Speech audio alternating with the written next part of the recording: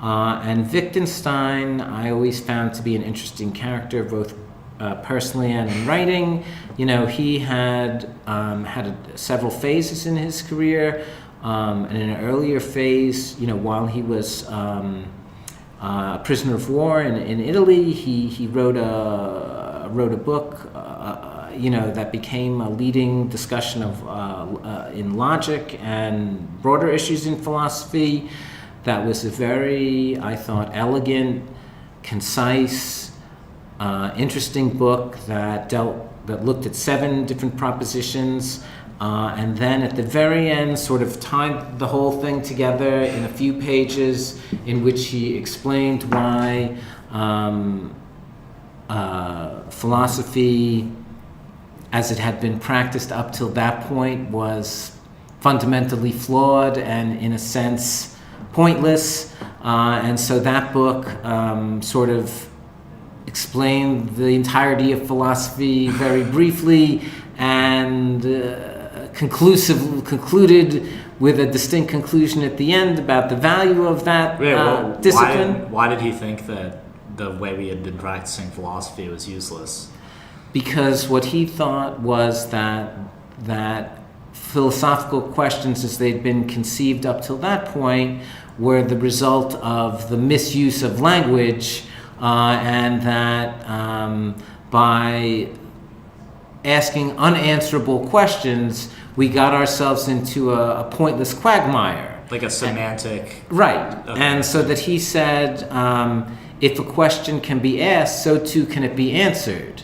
And that the questions we were asking in philosophy got us sort of into an endless loop, because they weren't meaningful questions, even though they were in the correct grammatical form. They mixed concepts and failed to be meaningful, and as a result couldn't be answered, and as a result philosophy itself was being practiced in the wrong way. So it just became an endless, unsolvable riddle, basically, as opposed to a meaningful inquiry into important questions. And one ironic aspect of this is, in order to get that explanation across, he had to engage in the very same methods that he proved were not valid. And so do you think it sort of bit its own tail, or was he able to do that successfully? Well, I think saying it bit its own tail is a kind of apt analogy, because the way the book ends, he says, what we cannot speak of, we must pass over in silence. But he had just spoken of these very things to, seemingly persuasive effect. And so if his argument was correct, it proved his argument was not correct. And so he philosophically reduced the importance of philosophy. That's exactly right. And so that was an interesting and elegant book, was widely discussed at the time and since. In fact, has been also in its sort of holdings widely rejected, including by Wittgenstein, but is still studied in great interest.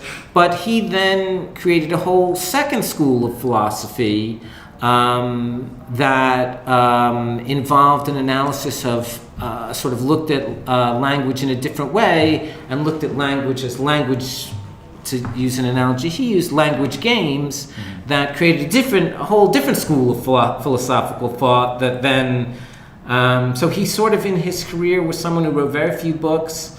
He wrote one extremely elegant book, he wrote a couple of other things, but most of what passed for his writings that you can get today involve little notes that he took that were then formulated into books and other publications by his literary executors after his death. During his lifetime, though, he was widely recognized, despite this thin publication record, as one of the greats of philosophy, and held court and had scholars from all different disciplines, attending his lectures and hanging on his every word.